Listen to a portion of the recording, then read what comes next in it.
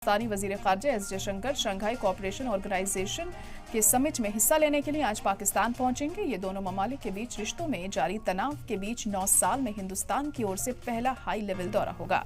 हालांकि उनके पहुंचने से पहले ही पाकिस्तान में पुरतशद्दुद वाक़यात तेज हो गए हैं।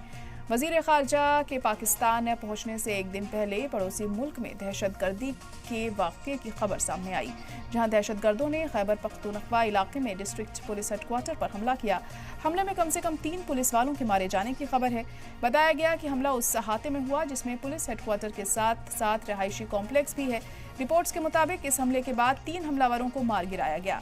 उधर पाकिस्तान की लॉ इन्फोर्समेंट एजेंसीज ने SCO समिट के दौरान इस्लामाबाद में मनसूबाबंद मुजाहिरे को नाकाम करने के लिए पंजाब सूबे में इमरान खान की पार्टी के 200 से ज्यादा रुकनान को गिरफ्तार किया है।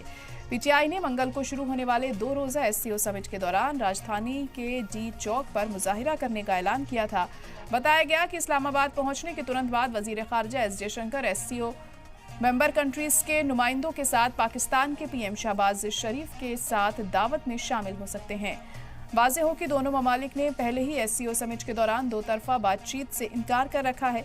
पाकिस्तान ने आगे किसी अनहोनी से बचने के लिए इस्लामाबाद में 3 दिनों के पब्लिक हॉलीडे का ऐलान किया है। साथ ही चप्पे चप्पे पर भारी तादाद में पुलिस और फौज की भी तैनाती की गई है।